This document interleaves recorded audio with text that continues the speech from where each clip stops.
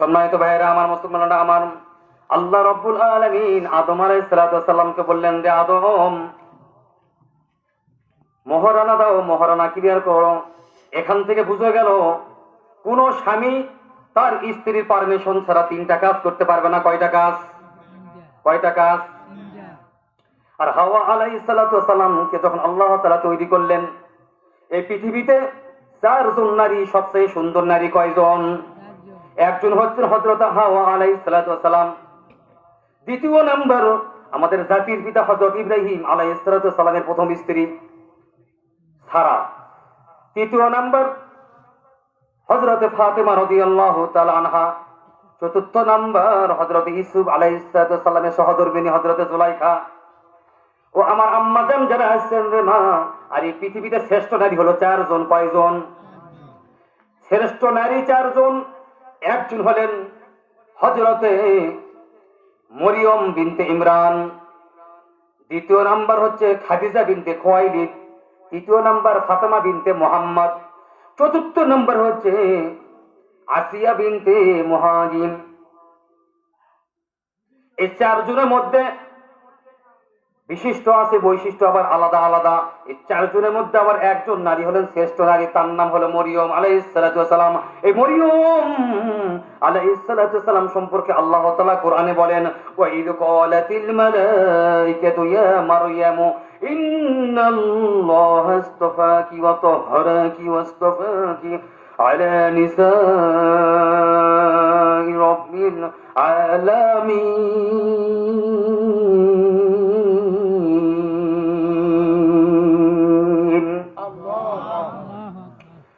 আল্লাহ রাব্বুল আলামিন বলেন, ফেরেশতারা এসে সুসংবাদ দিচ্ছে, হে মরিয়ম, আল্লাহ তাআলা তোমাকে সুসংবাদ দান করেছেন, তোমাকে পবিত্রতা ঘোষণা দিয়েছেন এবং সমস্ত নারীর উপরে, দুনিয়ার নারীর উপরে তোমাকে শ্রেষ্ঠ নারী হিসেবে ঘোষণা দিয়েছেন। হযরতে মরিয়ম আলাইহিস সালাতু ওয়াস সালামের পরে হযরতে খাদিজা রাদিয়াল্লাহু তাআলা আনহা একমাত্র নারী যাকে জীবিত অবস্থায়, জিন্দা অবস্থায় আল্লাহ তাআলা তাকে সালাম পাঠিয়েছেন। এরপরে হযরতে ফাতেমা রাদিয়াল্লাহু তাআলা আনহা, যিনি সমস্ত নারীদের সর্দারিনী হবেন বেহেশতের মধ্যে। হযরত আসিয়া আলাইহিস সালাতু ওয়াস সালাম সম্পর্কে আল্লাহ রাব্বুল আলামিন কোরআনে বলেন, ওয়া দারাবাল্লাহু মাসালাল লিল্লাযীনা আমানু ইমরাআতা ফিরআউন ইয ক্বালাত রাব্বি ইবনি লি ইনদাকা বাইতান ফিল জান্নাতি ওয়া নাজ্জিনি মিন ফিরআউনা ওয়া আমালিহি ওয়া নাজ্জিনি মিনাল কওমিয যালিমিন।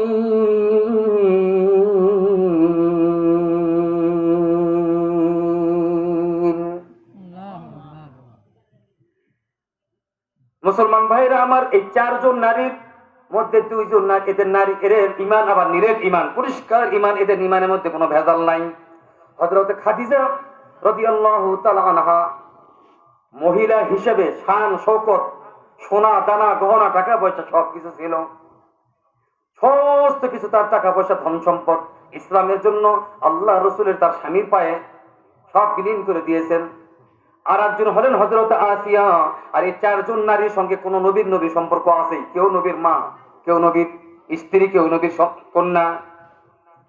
হযরতে আসিয়া আলাইহিস সালাতু ওয়াস সালাম ফেরাউনের স্ত্রী, কিন্তু তার এত পরিষ্কার, এত নিরেট ঈমান, অত্যাচারিত হয়ে আল্লাহ তাআলার কাছে একটা ঘর কামনা করেছেন, হে আল্লাহ, বেহেশতের মধ্যে আমার জন্য একটা ঘর বরাদ্দ করে দেন আল্লাহ। আর জালিম সম্প্রদায় ফেরাউনের কাছ থেকে আপনি আমাকে কি করেন? মুক্ত দেন, আমাকে মুক্ত করে দেন। আল্লাহ তাআলা তাদের দোয়া কবুল করেছেন। আমার আম্মাজান যারা আছে, এদের সম্পর্কে আমি কিছু একটা কথা বলি। আম্মাজান একটু যা আসছি, পুরুষ মানুষ এর থেকে একটু বেশি আসছে মনে হয় আম্মাজানেরা। ও আমার মা বোনেরা যারা আছেন, ও আমার সম্মানিত মা, ও আমার বোন, আপনি কারো মা, কারো স্ত্রী, কারো ভাবি, কারো চাচি, কারো খালা, কারো দাদি, কারো নানি, কারো শাশুড়ি, ও আমার আম্মা জানেনা, শুধু বোরকা পরলে দিনদারি বলে না রে মা। হাত মোজা, পা মোজা পরার নাম দিনদারি নয়। দিনদারি হওয়ার জন্য 4টি শর্ত। কয়টা? কারণ আল্লাহ রাসূল বলেন, আল্লাহর পয়গম্বর বলেন, আদ-দুনিয়া মাতাউন অখায়রু মাতা'আদ দুনিয়া ইমরাআতুস সালিহা। পৃথিবীর মধ্যে যা কিছু আছে সব কিছু শ্রেষ্ঠ, পৃথিবীর মধ্যে যা কিছু আছে সব কিছু দামি জিনিস, কিন্তু সবচেয়ে দামি জিনিস হচ্ছে একটা পুরুষ মানুষের জন্য তার স্ত্রী। আর একজন নেককার মহিলা ৭০ জন ওলি আল্লাহ, ওলি আল্লাহ ওলির থেকে উত্তম হলো একজন নেককার মহিলা। কার কথা? আল্লাহ রাসূল বলেন আদ-দুনিয়া মাতাউন, এই পৃথিবীর মধ্যে সবকিছু দামি জিনিস, সবকিছু শ্রেষ্ঠ জিনিস, পৃথিবীর মধ্যে সব দামি দামি জিনিস। এখানে যদি কারো আম বাগান থাকে, 20 বিঘা আম বাগান, 100 বিঘা আম বাগানের মালিক আছে না? 200 বিঘা বাগান, 300 বিঘা বাগান। এমন ব্যক্তি আছে সাপাহার থানার মধ্যে 3টা বাড়ি আছে, 4টা বাড়ি আছে, অনেক কোটি কোটি টাকা, জনতা ব্যাংকে টাকা, অগ্রণী ব্যাংকে টাকা, এক্সিম ব্যাংকে টাকা, মার্কেন্টাইল ব্যাংকে টাকা, ইসলামী ব্যাংকে টাকা, টাকা আর টাকা। আল্লাহ রাসূল বলেন আদ-দুনিয়া মাতাউন ওয়া খায়রু মাতা'আদ দুনিয়া ইমরাতুস সালিহা। পৃথিবীর মধ্যে একজন নেককার মহিলা, দিনদারি মহিলা, শ্রেষ্ঠ মহিলা একটা পরিবারের জন্য, একটা স্বামীর জন্য। ও আমার মা যারা আছেন, আমার বোন, সম্মানিত বোন রে, হাত মোজা, পা মোজা আর বোরকা পরার নাম কিন্তু দিনদারি নয়। একটা মহিলার জন্য সবচেয়ে বড় পীর তার স্বামী। আমি আয়াতে কারিমা পাঠ করেছি, ওয়া কুল্লা ইয়া আদামু উসকুন আনতা ওয়া যাওজুকাল জান্নাহ ওয়া কুলা মিনহা রাগাদান হাইতু শি'তুমা। একজন মা, একজন বোন দিনদারি হওয়ার জন্য কয়টা শর্ত বললাম?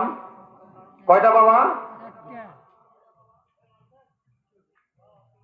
1 নাম্বার হলো আপনার স্বামী যখন বাইরে থেকে আসবে, স্বামীকে আনন্দ দিতে হবে, স্বামীকে হাসি খুশি রাখতে হবে। কোন মা বোন যদি কোনো স্বামীকে হাসি খুশি রাখতে গিয়ে, সন্তুষ্ট করতে গিয়ে যদি দাঁত বের হয়, দাঁত কি বের হয়? তিরমিজি শরীফে আসছে 6টা দাঁতের কথা। কয়টা? এক একটা দাঁতের বিনিময়ে তার আমলনামায় একটা কবুল উমরা হজের সওয়াব লেখা হয়ে যায়। আর যতগুলো চুল কোন মা বোন, কোন স্ত্রী যদি স্বামীর জন্য চুল যে কটা বাহির করে রাখবে ঘরের মধ্যে, যতগুলা চুল বাহির করে রাখবে অতগুলো সব তার আমলনামা জমা হয়ে যাবে। পক্ষান্তরে যতগুলো চুল, মাথার চুল ছেড়ে দিয়ে আর তাইজ বলা হয়। ও আমার মা বোন যারা ইস্তেমা, সংক্ষিপ্ত ভাবে কথাগুলো বলতেছি, শুনে রাখেন। আপনি হলেন আপনার স্বামীর জন্য জান্নাত, আর আপনি হলো আপনার স্বামীর জন্য জাহান্নাম।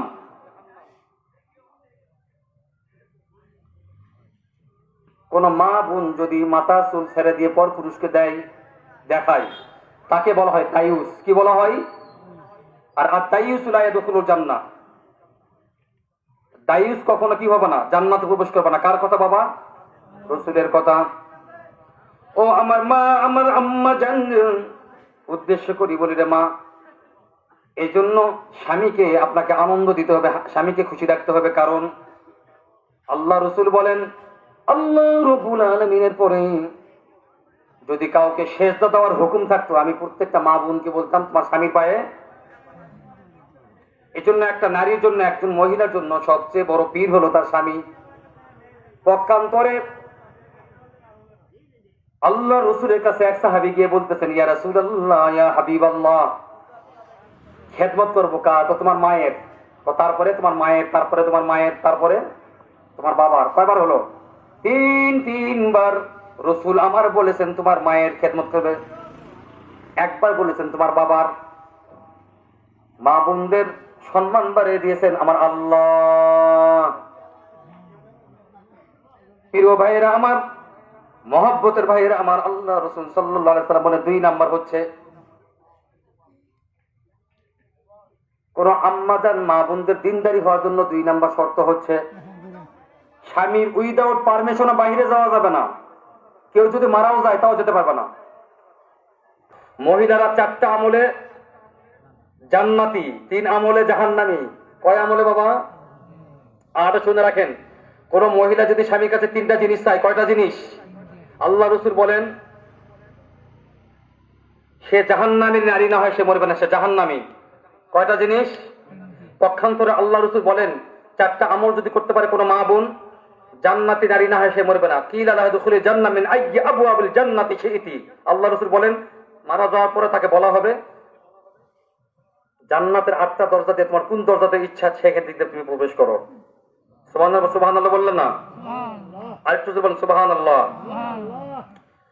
অনেকেই যারা মা বোন আসছেন, আম্মা জানদের উদ্দেশ্য করে বলি, অনেকে কিন্তু এই সমস্ত মাদ্রাসায় এসে বলে যে হুজুর আমার ছেলেটার জন্য একটু দোয়া করবেন। কি করবেন বলেন? আমার ছেলের জন্য একটু দোয়া করবেন। আমার ছেলের জন্য বলে ওলি হয়ে যায়, আব্দুল কাদের জেলানী রহমতুল্লাহ আলাইহির মতো যেন বড় ওলি হয়ে যায়। কি হয়ে যায়? আব্দুল কাদের জেলানী নাম শুনছেন না? এমনি এমনি হবে। আব্দুল কাদের জেলানী রহমতুল্লাহ আলাইহির মা তাকে নিয়ে গেছেন মাদ্রাসায় ভর্তি করাইতে। কোথায়? মাদ্রাসায় তখন ভর্তি করাইছে, হুজুর বলতেছেন বাবা তুমি বলো আলিফ। কি বলতেছে? মাদ্রাসার ওস্তাদ ভর্তি করার পর বলতেছে বাবা তুমি বলো আলিফ। আব্দুল কাদের জেলানী রহমতুল্লাহ আলাইহি ছোট্ট বাচ্চা উস্তাদকে জিজ্ঞাসা করছে হুজুর আলিফ অর্থ কি? হুজুর বলছে আলিফ অর্থ তো আমি জানি না। তো তাহলে যার অর্থ হয় না ওটা আমি পড়ব না। এইবার মাদ্রাসার হুজুরের নাম কি? হাফেজ সাহেব রফিকুল ইসলাম ভাই। এই রফিকুল ইসলাম ভাইয়ের কাছে যদি কোনো আল্লাহর বান্দি মাদ্রাসাতে ছাত্র ভর্তি করে নিয়ে আসে বলে হুজুর আমার ছাত্রটাকে আমার ছেলেটাকে ভর্তি করে নেন, আর হুজুর যদি জিজ্ঞাসা করে বলো আলিফ, হুজুরকে যদি প্রশ্ন করে বাচ্চাটা ছোট্ট বাচ্চা যে হুজুর আলিফ অর্থ কি, আর হুজুর যদি বলে আলিফ অর্থ আমি জানি না, এইবার হুজুর জিজ্ঞাসা করে আব্দুল কাদের জেলানী রহমতুল্লাহ আলাইকে বাবা তুমি কি জানো আলিফ অর্থ কি? আমি জানি। তো পড়ো তো। এইবার আব্দুল কাদের জেলানী রহমতুল্লাহ আলাই আল্লাহ রাব্বুল আলামিনের 10টা পাওয়ার সম্পর্কে, 10টা গুণ, 10টা সিফাত সম্পর্কে যে আয়াতুল কুরসি পড়ে শোনাচ্ছেন। আল্লাহু লা ইলাহা ইল্লা হুয়াল হাইয়ুল কাইয়্যুম লা তা'খুযুহু সিনাতুন ওয়ালা নাওম।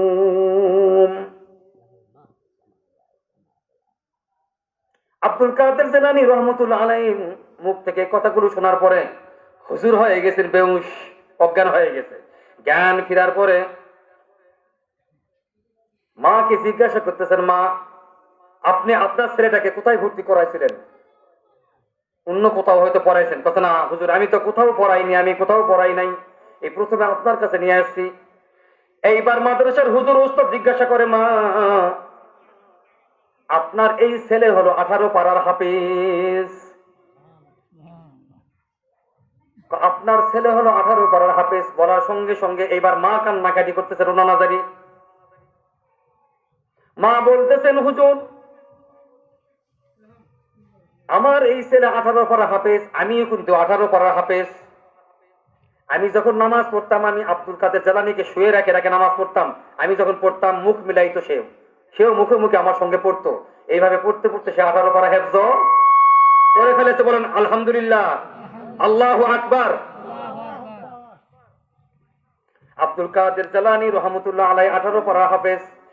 এটার আফসোস করতে করতে মাদ্রাসার ওস্তাদ বলছে হুজুর, মাদ্রাসার ওস্তাদ বলতেছেন ও মা তাহলে আপনি 18 পারা হাফেজ? হ্যাঁ হুজুর আমি 18 পারা হাফেজ।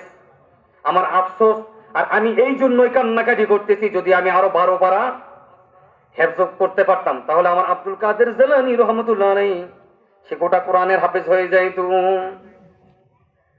আব্দুল কাদের জেলানী রহমতুল্লাহ আলাইহি কিছুদিন পর মাকে বলতেছেন মা আমি যখন তোমার গর্ভে ছিলাম তুমি কোনো হারাম কাজ করেছো নাকি?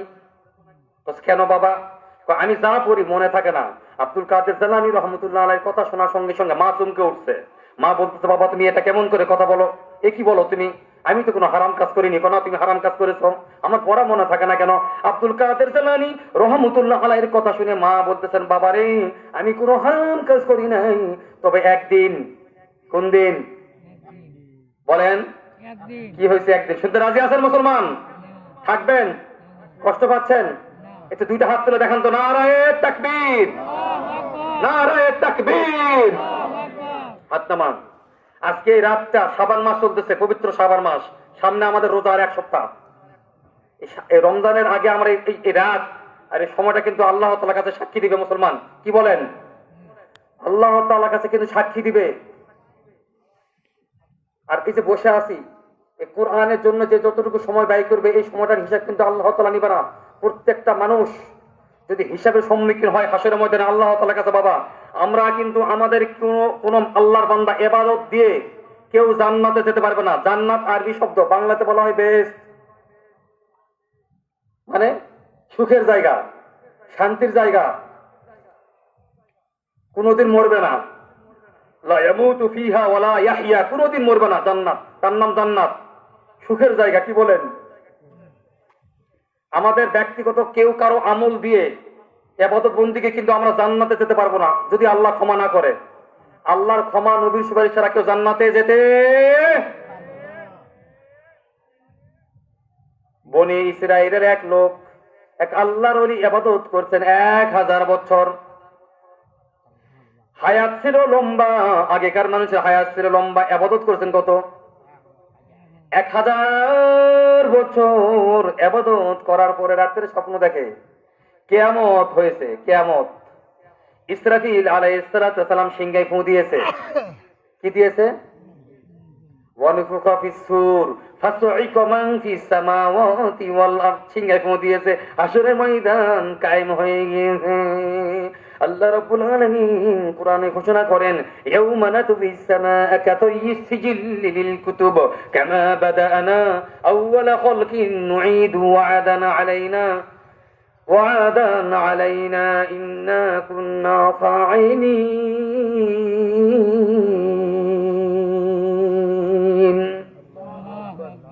হাসরের ময়দান কায়েম হয়ে গেছে। যেই লোক 1000 বছর ইবাদত করেছে, কত বছর? আরো জোরে বলেন। ওই লোক আল্লাহ তাআলার সামনে চলে আসছে, আল্লাহ আমি কি করব? তোমার কোনো হিসাব নাই, তুমি জান্নাতে চলে যাও। আল্লাহ বুঝতে পারলেন এই লোকটার ভিতরে অহংকার চলে আসছে। এবার ফেরেশতাদেরকে বলে, এই আমার এই বান্দাকে জাহান্নামের পার্শ্বে দিয়ে একটু হেঁটে নিয়ে যাও, হেঁটে। এই যে মন করে এই পুকুর, এর পার্শ্বে হেঁটে নিয়ে যাও। কে বলতেছে? আপনাদেরকে ঘুম ধরতেছে? কষ্ট হচ্ছে? ঠান্ডা লাগছে? আজকে ঠান্ডা করতেছে? দেখেন আমি কথা বলতেছি, আমার গরম লাগে গেছে। এইবার আল্লাহ তাআলা ওই লোকটাকে বলতেছে, ও আমার ফেরেশতারা, আল্লাহ তাআলা বলতেছেন ওই লোকটাকে সামনে রেখে যে আমার এই বান্দাকে জাহান্নামের দুজকের পাশে দিয়ে একটু হেঁটে নিয়ে যাও। এইবার ফেরেশতারা ওই বান্দাকে জাহান্নামের পাশে দিয়ে হেঁটে নিয়ে যাচ্ছে। সামান্য কিছু যাওয়ার পরে ফেরেশতাদেরকে বলতেছে, আমাকে পিপাসা লাগছে। কি লাগছে? আমাকে পিপাসা লাগছে, আমাকে একটু পানি দাও। ফেরেশতারা বলতেছে, আল্লাহর বান্দা, এটা কিন্তু দুনিয়া না, এটা কিন্তু হাসরের ময়দান। তুমি যে পানি খাবা, এক গ্লাস পানির দাম অনেক, পানির দাম দিতে হবে, কিছু না কিছু দিতে হবে। তুমি পানি খেতে ভালো কথা, কোথায় তাড়াতাড়ি দাও, আমার কলিজাটা শুকায় গেছে, ছটফট করতেছি, আমি জীবন বাঁচবে না, আমি তো বাঁচি না। কথা তোমরা কি চাও? তোমার 500 বছরের ইবাদত দিতে হবে, 500 বছর ইবাদতের সওয়াব দিতে হবে। তুমি দুনিয়াতে 1000 বছর বেঁচেছিলে, 1000 বছর ইবাদত করেছো তুমি, তোমাকে 1000 বছরের হায়াত তো আমরা চাইনি, 1000 বছরের সওয়াব চাইনি, 500 বছরের সওয়াব তোমাকে দিতে হবে। ঠিক আছে, দিয়ে দিলাম। 500 বছর জিন্দেগির সওয়াব ফেরেশতাদেরকে দিয়ে দিল। ফেরেশতারা এক গ্লাস কি করলো? পানি দিল। আল্লাহ বান্দা খেয়ে নিছে, খাওয়া শেষ। কিছুক্ষণ পরে পেশাবের বেগ হয়েছে। কিছুক্ষণ পর কি হয়েছে? পানি খাওয়ার পর কি হয়েছে বাবা? কথা বলেন, কি হয়েছে? পানি খাওয়ার পর পেশাব হয় না? পেশাবের বেগ লাগছে, পেশাবের বেগ লাগছে। এবার পেশাব করবে। কথা বুঝেন? বুঝে যাচ্ছে কথা? একটু বুঝেন তো? আল্লাহু আকবার। বাংলাদেশের কিছু স্মার্ট মাটা যুবকের কাছে হলো নামাজ হইতে ঘুম, নামাজ হইতে ঘুম উত্তম। আজান দিচ্ছে মুয়াজ্জিন সাহেব, সারা রাত মোবাইল ঘষাঘষি করার পরে এখন ল্যাপটা গায়ে দিচ্ছে ভালো করে। গেল মুরগ ডাকা শুরু করলো। মুরগ, দুনিয়ার মুরগ গুলো ডাকতেছে। কিসের মুরগ? আল্লাহ রসুল এই মুরগটা দেখেছিলেন মেরাজে। আল্লাহ রসুল মেরাজে গিয়ে দেখতে পেয়েছিলেন বিশাল বড় একটা মুরগ। আল্লাহ রাসূল জিজ্ঞাসা করলেন, ভাই জিবরাইল, এত বড় মোরগ আবার কি? ইয়া রাসূলুল্লাহ, এটা মোরগ নয়, এটা একটা ফেরেশতা। এই ফেরেশতারা, এটা একটা ফেরেশতা। এই মোরগটা প্রত্যেকদিন দোয়া করতেছে, সুবহুন কুদ্দুসুন রব্বুনা ওয়া রব্বুল মালাইকাতুর রূহ ভরে। এই মোরগ যখন সুবহ সাদেকের সময় ডাক মারে, তখন দুনিয়ার সমস্ত মানুষের বাড়িতে যে মোরগগুলো আছে, মোরগগুলো ডাকে, মোরগ ডাকে ভরে। আর কুকুর উ উ উ বলে মালিকের শুকরিয়া আদায় করে। আমাদের এই বাংলাদেশের স্মার্ট মার্কা যুবকের ঘুম ভাঙ্গে সকাল 9টায়, আর একজন অবলাজাত কুকুরের ঘুম ভাঙ্গে সকাল 6টায়। আর আমাদের কিছু যুবক ভাইয়ের, কিছু মানুষের ঘুম ভাঙ্গে সকাল 10টায়। সকাল 9টায় ঘুম ভাঙ্গে। ঘুম থেকে ওঠার পরে আগরবাতি জ্বালায়, একটা জ্বালায় নিয়ে টয়লেটে যায়। কোথায় যায়? আরো জোরে, আরো জোরে, জোরসে বলো। আগরবাতি চিনছেন? বয়লার। এই বয়লার ধরায় টয়লেটে যখন বসে, উপরে মারে, মারে জোরে টান, উপরে যায় ফু, নিচে পড়ে। আরো জোরে বলেন। টান মারে, জোরে টান, উপরে যায় ফু, নিচে পড়ে গো।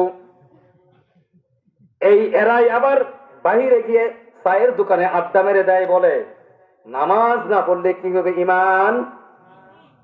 নামাজ না পড়লে কি হবে? এই যুবক ভাইরা কথা শুনে নেন রে বাবা। যারা সিগারেট পান করেন, ধূমপান, লেখা আছে না স্বাস্থ্যের জন্য ক্ষতিকারক? আল্লাহ রাব্বুল আলামিন বলেন, ওয়ালা তুলকু বিআইদিকুম ইলাত তাহলুকা ওয়া আহসিনু ইন্নাল্লাহা ইউহিব্বুল মুহসিনিন।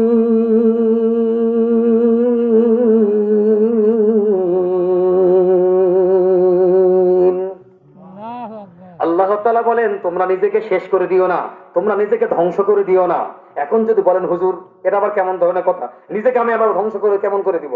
আল্লাহ তাআলা বলা, তুলকু, তোমরা নিজেকে নিজেকে হত্যা করো না, বিআইদিকুম ইলাত তাহলুকা, নিজের হাতে নিজের জীবনটাকে তোমরা ধ্বংস করে দিও না। ও আমার বাবাজিরা আমার, ও আমার নওগাঁ জেলার মুসলমান ভাইরা আমার, প্রিয় মাহাব্বত ভাইরা আমার, যারা ধূমপান করেন, সিগারেট খান, শুনে নেন। 1995 সালে এই পৃথিবীর মধ্যে অনেক বড় বড় ডাক্তাররা গবেষণা করছেন 20 বছর থেকে। কত বছর? ঢাকা পিজি হাসপাতালে 2013 সালে এটা ফাইনাল করে দিয়েছেন। বাংলাদেশে থেকে শুরু করে পৃথিবীর মধ্যে যত মানুষের ক্যান্সার হয়, এই ক্যান্সার হয় না বলেন? ফুসফুস ক্যান্সার হয় না? 3 কারণে হয়। কয় কারণে? 1 নাম্বার কারণ হলো ধূমপান। কি? এই সিগারেট। যারা ধূমপান করেন, একমাত্র কারণ হলো ধূমপান করার কারণে ফুসফুসে ক্যান্সার হয়ে যায়। এই ডাক্তাররা গবেষণা করে এটা পেয়েছে। কিন্তু তাও আমরা খাই। মানি কেউ? আমরা কেউ মানি না। আমার মুসলমান বাবাজিরা, আমি কি বলতেছিলাম মনে আছে? আল্লাহ রাব্বুল আলামিনের হাবিব আল্লাহ রাসূল সাল্লাল্লাহু আলাইহি ওয়াসাল্লাম ওই যে মেরাজে গিয়ে দেখলেন মোরগ। এরপরে কিছু দূর যাওয়ার পরে দেখলেন জাহান্নামের মধ্যে অনেকগুলো নারী জ্বলতেছে। জিবরাইলকে জিজ্ঞাসা করলেন, ইয়া ভাই জিবরাইল, এরা কারা? এত নারী কেন জাহান্নামের মধ্যে? আল্লাহর ফেরেশতা বলতেছেন, ইয়া রাসূলুল্লাহ, ইয়া হাবিবাল্লাহ, এই সমস্ত নারী হলো ওই সমস্ত মেয়ে, ওই সমস্ত নারী যারা স্বামীর বিনা পারমিশনে ঘর থেকে বাইর হয়ে যায়, পাড়ায় পাড়ায় ঘোরে। কি করে? পাড়ায় পাড়ায় ঘোরে এবং গীবত সমালোচনা নিয়ে ব্যস্ত। কি নিয়ে? গীবত সমালোচনা নিয়ে ব্যস্ত। এরা হলো ওই সমস্ত নারী। আমার আম্মা যান, মা বোন যারা আছেন রে মা, এই জন্য আল্লাহ রাসূল বলেন, 1 নাম্বার নামাজ, 2 নাম্বার হলো রোজা। কি? 2 নাম্বার কি? আচ্ছা, মেয়েরা রোজা বেশি করে না ছেলেরা রোজা বেশি করে? মেয়েরা কিন্তু বেশি রোজা করে। মাসের রোজা, বীজের রোজা, শেষে 2টা, শুরুতে 2টা, বেশি রোজা রাখে। স্বামী যদি অসুস্থ হয়, স্বামীর সুস্থতার জন্য কিন্তু মা বোনেরা রোজা রাখে বেশি। স্বামী যদি অসুস্থ হয়ে যায়, রোজা রেখে আল্লাহ তাআলার কাছে বলবে, আল্লাহ, আমার স্বামীটাকে তুমি মাফ করে দাও। হে আল্লাহ, আপনি আমার স্বামীটাকে যদি নিয়ে নেন, আমি কি হয়ে যাব? আমি বিধবা হয়ে যাব, ছেলেটা আমার এতিম হয়ে যাবে। স্ত্রী অসুস্থ হলো, আমরা কে কটা রোজা রাখছি? এই জন্য একদিক দিয়ে কন্যা সন্তান ভালো। কি? রাসূল বলেছেন, যার একটা কন্যা সন্তান সে একটা বেহেশতের মালিক, যার দুইটা কন্যা সন্তান, যার তিনটা কন্যা সন্তান, কথা বলে, যার তিনটা কন্যা সন্তান, ছেলেদের ব্যাপারে বলছে তাও কে ভালো? ছেলেই ভালো। কি তাও কে ভালো? ছেলেই ভালো। আকিকা করতেছে, কি মিষ্টি খাওয়াচ্ছে খুব। আচ্ছা, একটা উদাহরণ দেই। এই এলাকায় যদি কেউ মারা যায়, কোন হাজি সাহেব, বহু হাজি সাহেব আছে, যদিও ছেলেকে কিন্তু যৌতুক ছাড়া কিন্তু বিয়ে দেয় না, দেয়? অনেক হাজি সাহেব আছে বহু যৌতুক নিয়ে তারপর ছেলেকে বিয়ে দেয়, আছে। এখন এলাকায় যদি কোনো লোক মারা যায়, কেউ মারা গেল, দুই ছেলে এক মেয়ে, দুই ছেলে এক মেয়ে, লোকটা মারা গেল, অনেক ধনী লোক, অনেক বড় হাজি সাহেব, অনেকগুলা বাগান আছে, কিন্তু বাগানটাকে সে টিকে রাখার জন্য বাগানে কাজ করতে গিয়ে তার 10-15 লাখ টাকা ঋণ আছে। কত আছে? এইবার ওই হাজি সাহেব ওই রেস্টেরি দেয়নি, কিন্তু টাকা নিয়েছে 5 লাখ। জানাজা হাজির। এইবার ওই দুইটা লোক চলে আসছে, আসে বলতেছে, ইমাম সাহেব দাঁড়ান, আমি ওই লোকের কাছে টাকা পাবো। কি পাবো? আমি ওই লোকটার কাছে টাকা পাবো। আগে টাকা পরিশোধ হবে, তারপরে জানাজা হবে। কথা কি বোঝা যাচ্ছে বাবা? এইবার ইমাম সাহেব ওই ছেলে দুটাকে বলতেছে, কোন ছেলে দুটা? তো বাবা, তোমাদের তো অনেক টাকা পয়সা, ব্যাংক ব্যালেন্স আছে, অনেক অনেক কিছু আছে তোমাদের, এই 15 লাখ টাকা পরিশোধ করে দাও। বাবা কি করেছে আমরা জানি না, বাবা আমাদেরকে বলেনি, কি করছে না করছে আমরা জানি, কিন্তু এই কথাটা চলে গেছে মেয়ের কানে। কার কানে গেছে?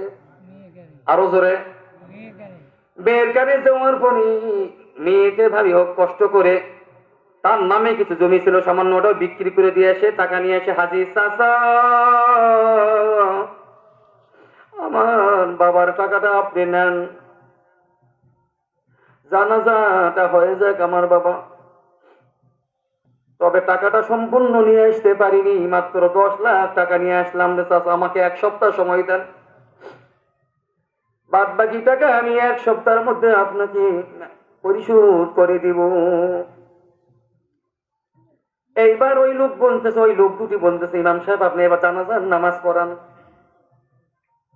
তবে আমার একটা কথা, আমাদের দুইটা কথা। 20 আলা বলতেছে আমি পাবো 5 লাখ 6 লাখ, ওই লোক বলতেছে আমি পাবো 9 লাখ, 15 লাখ।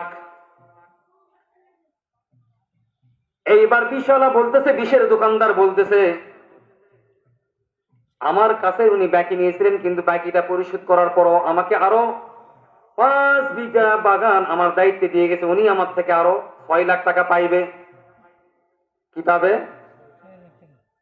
আর আরেকজন যার কাছে জমি বিক্রি করেছে, কিন্তু তার কাছে টাকা আরো পাবে, ওই লোক বলতেছে আমি তার কাছে টাকা পাবো না, আমার কাছ থেকে বরঞ্চ উনি টাকা আরো পাবে। কি পাবে? উনি টাকা আরো পাবে। এইবার ছেলেগুলো মাথা, আচ্ছা বলেন তো এখন ওই টাকাটা পাওয়ার যোগ্য কে? জি বলেন, কে পাবে বলেন? ফকন্দাবাসী, আপনারা বড় বড় আমের বাগান নিয়ে বসে আছেন, অনেকজন এখন আমের বাগান। জি মেয়ে পাবে, মেয়ে পাবে, ঠিক তো? হাতটা তুলে আমাকে, 2 হাতটা তুলে আমাকে একটু দেখাই দেন তো যে মেয়ে পাবে। একটু তকবীর দেন তো, আল্লাহু আকবার, আল্লাহু আকবার। তাও মেয়ে, তাও ছেলেই ভালো না, কি বলেন? আল্লাহ তাআলা আমাদেরকে কবুল করে, বলেন আমিন। ভাইরা আমার, প্রিয় মহব্বত ভাইরা আমার, হযরতে আদম, মনে আছে ঘটনা? আদম আলাইহিস সালাতু ওয়াস সালাম, অনেক গম্ভীর ঘটনা। আদম আলাইহিস সালাতু ওয়াস সালাম দুনিয়াতে আসলেন, অপরাধ করে ফেলেছে। হাওয়া আলাইহিস সালাম দুনিয়াতে আসলেন। হাওয়া আলাইহিস সালাতু ওয়াস সালাম জায়গা হলেন নিচে আরাফার ময়দান, আরাফা ইয়া আরিফু। এখানে স্বামী স্ত্রী একত্রিত হওয়ার পরে আল্লাহ তাআলা ঘোষণা দিলেন, ও আদম ও হাওয়া, আর কান্নাকাটি করো না, রোনাজারি করো না, আমি তোমাদেরকে মাফ করে দিলাম। হাওয়া আলাইহিস সালাম, আদম আলাইহিস সালাম ওখান থেকে চলে গেলেন। যারা হাজী সাহেব আছেন এখানে, হজের যে 6টা ওয়াজিব আছে গুরুত্বপূর্ণ, একটা হলো কুফি মুজদালিফা, কারণ আরাফার ময়দানে তাবু আছে, মিনাতেও তাবু আছে, মুজদালিফায় কোনো তাবু নাই। হযরত হাওয়া আলাইহিস সালাম, আদম আলাইহিস সালাম মুজদালিফায় এসে খোলা আসমানের নিচে শুয়েছিলেন, রাত্রি যাপন করলেন। আল্লাহ তাআলার কাছে বড়ই পছন্দ। আল্লাহ তাআলা আদমকে বলেন, আদম, কিয়ামত পর্যন্ত তোমার সন্তান যতগুলো আসবে এই মুজদালিফায় এই খোলা আসমানের নিচে, খোলা আকাশের নিচে শুয়ে থাকবে। আমিও তোমাদেরকে যেভাবে মাফ করে দিয়েছি, আমিও তাদেরকে মাফ করে দিব। এবং 12.5 কিলোমিটার পর্যন্ত আমি পবিত্র বানাই দিলাম। এবং শুধু তাই নয়, 9 জিলহজ আরাফার দিন তোমার কোন সন্তান যদি আসে আরাফার ময়দানে, আমি গুনাহ মাফ না করা পর্যন্ত এখান থেকে বাহির করব না। হযরত আদম আলাইহিস সালাতু সালাম ওইখান থেকে চলে আসলেন কোথায়? বাইতুল্লাহ, যেখানে বাইতুল্লাহ আছে বর্তমানে এখানে। ওখানে আদম আলাইহিস সালাতু সালাম তওয়াফ করতেছেন, ওই মাটিতে, ওই জমিনে দোয়া করতেছেন, রব্বানা যালামনা আনফুসানা ওয়া ইল্লাম তাগফির লানা ওয়া তারহামনা লানাকুনান্না মিনাল খাসিরিন। তওয়াফ শেষ, আদম আলাইহিস সালাম ব্রেক। আসমান থেকে আওয়াজ আসলো, আরশ আজিম থেকে, হ্যাঁ আদম, তোমাকে আমি ক্ষমা করে দিলাম, মাফ করে দিলাম। সঙ্গে সঙ্গে আদম আলাইহিস সালাম রোনাজারি করতে করতে সেজদায় লুটিয়ে পড়লেন। সেই সময় 2 রাকাত নামাজ পড়েছিলেন। কয় রাকাত? মুসলমান ভাইরা কথা বলেন, কয় রাকাত?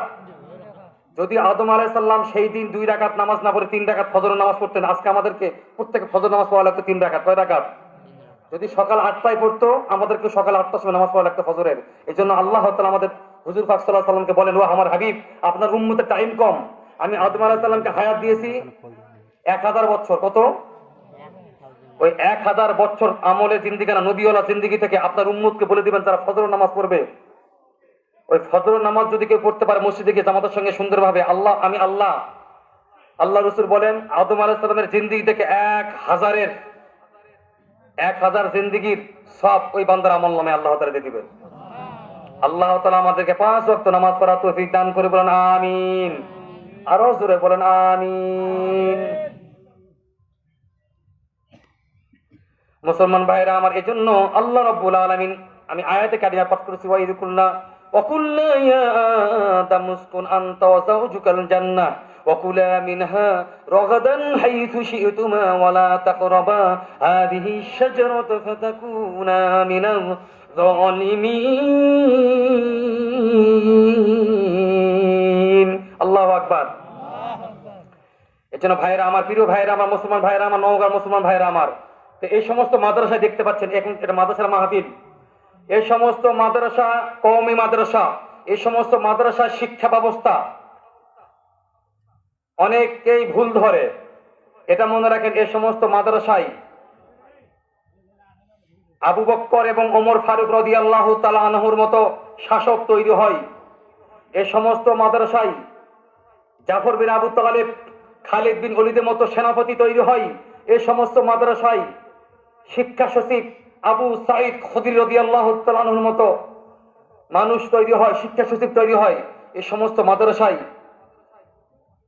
শিক্ষাবিদ আবু হুরায়রা রাদিয়াল্লাহু তাআলা আনহুর মতো তৈরি হয় এখানে।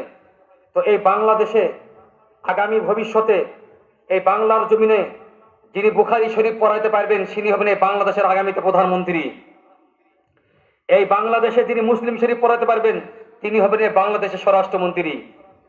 মুসলমান ভাইয়েরা আমার, ব্রাদার, আমরা দীর্ঘ 16 বছর পর বাক স্বাধীনতা ফিরে পেয়েছি। কি পেয়েছি? কথা বলেন। কিন্তু মনে রাখেন, যে যতটুকু আমরা যার উপরে জুলুম করেছি, জুলুমটা কিন্তু আপনার আমার ফিরে আসবে। জুলুম বোঝেন? এখানে যারা মুরব্বীরা আছেন বাবা, যারা আঙ্গুলে তাসবিহ গণনা করেন, আচ্ছা এ পর্যন্ত কে আছেন যে আঙ্গুলে সুবহানাল্লাহ আলহামদুলিল্লাহ তাসবিহ গণনা করছেন?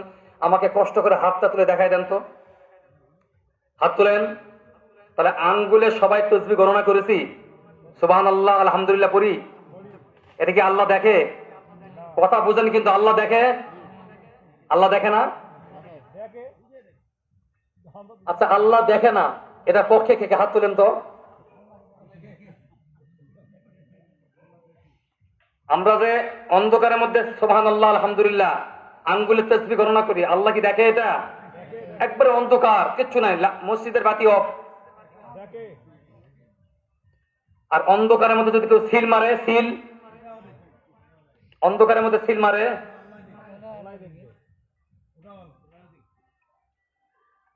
বৈষম্য বিরোধী ছাত্র আন্দোলন 2024 5 আগস্টের মাধ্যমে এই দীর্ঘ 16 বছর পর আমরা বাক স্বাধীনতা ফিরে পেয়েছি, বলেন আমিন। এই কথা বলার যোগ্যতা যারা কেড়ে নিয়েছিলেন আমাদের কাছ থেকে, এদের বিরুদ্ধে আল্লাহ তাআলা মামলা দায়ের করবেন। কে? আল্লাহ তাআলা নিজে মামলা দায়ের করবেন। আল্লাহ তাআলা বলেন, হাল আতাল ইনসান হিনু মিনাদ দাহর লাম ইয়াকুন শাইআম মাযকুরা। এ বান্দা, তুমি তো কিছুই ছিলে না, তোমাকে আমি অস্তিত্ব দান করেছি। কার কথা বাবা? আরো জোরে বলেন, কার কথা? এরপর আল্লাহ তাআলা বলেন, আর রহমান আল্লামাল কোরআন খলাকাল ইনসান আল্লামাহুল বায়ান। কথা বলার বাক স্বাধীনতা আমি আল্লাহ দিয়েছি। কে দিয়েছে? তো যারা বাক স্বাধীনতা কেড়ে নিয়েছিলেন তারা তো এই আয়াতের উপর হাত মারছে, হাত মারেনি? তো যারা এই আয়াতের উপর হাত মেরেছে তারা কোরআনের ভাষায় তাদেরকে বলা হয় জালেম। কি বলা হয়? জালেম। আল্লাহ তাআলা জালেম সম্পর্কে আল্লাহ তাআলা কোরআনে বলেন, ওলামানিন তাসরা বা'দা যালিকা ওলামানিন তাসরা বা'দা যালিকা ফাউলাইকা মা আলাইহিম মিন সাবিল। আল্লাহ তাআলা পরের আয়াতে বলেন, ইন্নামাস সাবিলু আলাল্লাযীনা ইয়াযলিমুনান নাস ওয়া ইয়াবগুনা ফিল আরদি বিগাইরিল হাক্কি উলাইকা লাহুম আযাবুন আলীম।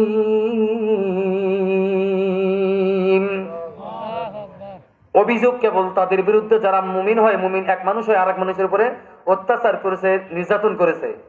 আয়না ঘর। আমার বাবাজিরা, আমার মুসলমান ভাইরা, আমার মহব্বতের ভাইরা, আমার চট্টগ্রামের লালদিঘির ময়দানে আমাদের এই মাটির, এই বাংলাদেশের কোরআনের পাখি আল্লামা দেলোয়ার হোসেন রহিমাহুল্লাহ, উনি বলেছিলেন 16 বছর পূর্ব দিগন্তে অন্ধকার থাকবে, 16 বছর পর একটু ফর্সা হয়ে যাইবে। কে বলেছিলেন? 16 বছর পর এটা হয়েছে কিনা বলেন? কথা আল্লাহ তাআলা মিলিয়ে দিয়েছেন। এমন কি শুধু তাই নয়, 2011 সালে লালবাগ মাদ্রাসার মুহতামিম মুফতি ফজলুল কামিনী বলেছিলেন, যারা আজকে আমার উপরে অত্যাচার নির্যাতন করতেছেন, যারা আমার উপরে এই মিথ্যা অপবাদ দিলেন, ইনশাআল্লাহ ওই 32 নম্বরের ইট জনগণ এক সময় খুলবে। খুলছে। বলি আল্লাহদের বড় বড় ওলামা একরামের কথা মিলে গেছে মুসলমান। তো আল্লাহ তাআলা বলতেছেন, ইন্নামাস সাবিলু আলাল্লাযিনা, 4000 বছর আগের আয়াত না, আমি আয়াত বানাই বললাম নাকি? এই মাদ্রাসার হাফেজ সাহেব যিনি আছেন জিজ্ঞাসা করেন, সূরা 25 নম্বর পারা 42 নম্বর আয়াত আল্লাহ তাআলা বলেন, কে বলেন? যারা মানুষের উপর জুলুম করেছে। এই আয়না ঘর জানেন কতটুকু ঘরের মধ্যে কত নির্যাতন করেছে, মিথ্যা মামলা হামলা দিয়ে যাদেরকে জেলে বন্দি করেছেন, করে নাই? জঙ্গি সাজাইছে, যাদেরকে জুলুম নিপীড়ন নির্যাতন করা হয়েছে, এটা আল্লাহ বলতেছেন, যারা বান্দা হয় বান্দার উপরে নির্যাতন করেছেন, জমিনে ফিতনা ফাসাদ করেছেন, বিগ্রহ সৃষ্টি করেছেন, উলাইকা লাহুম আযাবুন আলীম। আল্লাহ তাআলা বলতেছেন, আমি তাদের জন্য আমি আযাবের ব্যবস্থা করে রাখছি। কিসের আযাব? দুনিয়াতে কি হবে জানি না। আল্লাহ তাআলা বলেন, আমি ওদের বিরুদ্ধে মামলা দায়ের করব। এই 5ই আগস্টের আগে যারা ছিলেন সংসদ সদস্য, 300 জন এমপি, 52 জন মন্ত্রী, 64 জন ডিসি, 64 জন সচিব, 64 জন টিএনও, 490 জন টিএনও আর 630 জন ওসি, এদের বিরুদ্ধে আল্লাহ তাআলা নিজে মামলা দায়ের করবেন। কি করবেন? কথা বলে মুসলমান। এদের বিরুদ্ধে মামলা দায়ের করবেন। আমরা এদের বিরুদ্ধে আল্লাহ তাআলা নিজে মামলা দায়ের করবেন। এই জন্য যারা জুলুম করেছি আল্লাহর কাছে হিসাব দিতে প্রস্তুত থাকেন। আর এখন যারা আমরা আছি, যে কথাগুলো শুনতেছি, আমরা যে কদিন বেঁচে থাকবো, কেউ কারোর উপরে জুলুম, আমি পরিবারের গার্জিয়ান, আমি আমার স্ত্রীর উপর জুলুম করব না, সন্তানের উপরে জুলুম করব না। মুসলমান বাবাজিরা আমার, যদি কেউ দুনিয়া থেকে কারোর উপরে জুলুম করেন, নিজের জুলুমটা নিজের উপরে আসে পড়বে। তার প্রমাণ দেখতে পাচ্ছেন। আন্তর্জাতিক ট্রাইব্যুনাল যারা তৈরি করেছিলেন তারাই আজকে আন্তর্জাতিক ট্রাইব্যুনালের অবস্থান করতেছে। দেখতে পাচ্ছেন। নিজের জুলুম নিজের উপর আসে পড়বে। প্রমাণ বদর প্রান্ত আবু জেহেল এক সাহাবীকে আঘাত করে তার কানের শ্রবণ শক্তিটা কেড়ে নিয়েছিলেন। কে? আবু জেহেল ছিলেন। এই পৃথিবী থেকে 3 প্রকার লোক ঈমান নিয়ে যেতে পারে না। কয় প্রকার? বেশি ক্ষমতার মালিক, বেশি টাকার মালিক, বেশি ক্ষমতার মালিক, বেশি টাকার মালিক, বেশি শিক্ষায় শিক্ষিত। কি? বেশি শিক্ষায় শিক্ষিত, এমন শিক্ষা অর্জন করেছে, শিক্ষা গ্রহণ করতে করতে করতে করতে নবীকে পর্যন্ত গালি দেয়। নবীকে কি করে? গালি দেয়। নবীর স্ত্রীকে নিয়ে কটূক্তি করে। আমরা এই স্বাধীন দেশের নাগরিক, স্বাধীন দেশ বাংলাদেশ, প্রত্যেকটা দেশের প্রত্যেকটা মানুষের একটা আইন পাশ হয়েছে, বিশেষ আইন। প্রত্যেকটা দেশের মর্যাদা পেয়েছে প্রত্যেকটা বিশেষ মানুষ। আমাদের এই দেশের একজন ছিলেন মরহুম মুজিবুর রহমান সাহেব। বঙ্গবন্ধু বলবো? বলেন, কথা বলেন। বঙ্গবন্ধু কে নাম রাখছে? তুফাইল আহমেদ। আচ্ছা, জাতির পিতা, উনি জাতির পিতা এর নামটা কি রাখছে? মুসলমান, কথা বলেন। জাতির পিতা একজন, নাম তার কি? আমি বলবো না, কে বলবে এটা? কে বলবে? মিল্লাত আবিকুম ইব্রাহিম হুয়া সাম্মাকুমুল মুসলিমিন। আল্লাহু আকবার। জাতির পিতার নাম? জাতির পিতা ইব্রাহিম আলাইহিস সালাম। এই যে মরহুম মুজিবুর রহমান সাহেব, আল্লাহ তাকে জান্নাতবাসী করুক, উনি রেসকোর্ট ময়দানে যদিও বলেছিলেন রক্ত যখন দিয়েছি রক্ত আরো দিব, তবু আমি বাংলা মানুষকে মুক্ত করে ছাড়বো। তারপরে শব্দটা কি আপনারা সকলে জানেন? আল্লাহ কোরআন বলতেছে ইমানদারের 3 নম্বর পরিচয় হচ্ছে কোন কাজ করার আগে সে কি বলবে? ইনশাআল্লাহ। উনি ইনশাআল্লাহ বলেছিলেন বিধায় বাংলাদেশের এই নিরস্ত্র বাঙালি অস্ত্রধারী সেনাদেরকে পরাজয় করার কারণ হলো একমাত্র কি? ইনশাআল্লাহ। যদিও সেই সময় পাঞ্জাবেরা অনেক হিন্দু ভাইদেরকে ধরেছিল, অ্যাটাক করেছিল। এই দাদার তুম কোন হো? তুমি মুসলমান হাই না আর কোন জাতি? হ্যাঁ মাই মুসলিম হো। ভয়ে বলেছিল কি, আগার মুসলমান হো তো কালিমা পারলো, যদি মুসলমান হও কালিমা পড়ে নাও। তখন তারা কালিমা পড়তেছে লা ইলাহা ইল্লা আনতা সুবহানাকা ইন্নী কুনতু মিনাজ জালিমিন। কি পড়তেছে? কাই বেটা, এটা তো দোয়া ইউনুস, এটা বিপদের দোয়া। কোসে ব্রাদার, আমরা কি কম বিপদে আছি? যুদ্ধের সময় পাঞ্জাবেরা। আর একজন আছেন আমাদের এই বাংলাদেশের প্রেসিডেন্ট, স্বাধীনতার ঘোষণাকারী মরহুম জিয়াউর রহমান সাহেব। উনি বাংলাদেশের সংবিধানে বিসমিল্লাহ নিয়ে আসছেন। কি নিয়ে আসছেন বাবা? আমার এখানে যারা বাপজানরা যারা আছেন, যাদের বয়স হয়ে গেছে 80-90, যারা মুরব্বী আছেন, দেখেন ভালো করে, এই বাংলাদেশের সংবিধানে বিসমিল্লাহ কে নিয়ে আসছেন? আরাফার ময়দানে নিমের গাছ লাগায়ে প্রমাণ করে দিয়েছেন আমি মুসলমান ঘরের, ইমানদার ঘরের একজন সন্তান। আর একজন আছেন আমাদের উত্তরবঙ্গের কৃতি সন্তান, আল্লাহ তাকে জান্নাত বেশি করুক। এই বাংলাদেশকে কেউ চিনত না। এই বাংলাদেশ তখন ব্রিটিশ সরকার শাসন করত। দেশ স্বাধীন হওয়ার পর নাম হলো বাংলাদেশ, মানে পূর্ব পাকিস্তান। আবারও 9.5 মাস যুদ্ধ হলো, 30 লক্ষ শহীদের বিনিময়ে এই দেশের নাম হলো বাংলাদেশ।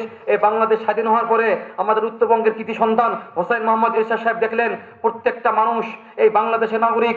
সরকারি ঘোষণা অনুযায়ী ওরা রবিবার দিন গির্জায় যায়, খ্রিস্টানরা গির্জায় যায় রবিবার করে। আর আমার মুসলমান ভাইয়েরা আমার শুক্রবার দিন অফিস খোলা, প্রাইমারি খোলা, কলেজ খোলা, রেস্ট্রিক্ট অফিস খোলা। শুক্রবার দিন মুসলমানদের শত চেষ্টা করার হলো এরা মসজিদে নামাজ পড়তে যেতে পারে না শুক্রবারে। আমি হোসেন মোহাম্মদ এরশাদ আমার আমলে আমি এই কাজটা করে যেতে চাই। রবিবার দিন সরকারি ছুটি ক্যান্সেল করে শুক্রবার দিন উনি ছুটি মঞ্জুর করে আমাদের এই বাংলাদেশে তৌহিদি কোটি মানুষের মনে উনি জায়গা করে নিয়েছে। উনাকে আল্লাহ তাআলা জান্নাতবাসী করে বলেন আমিন। ভারতে বলেন আমিন।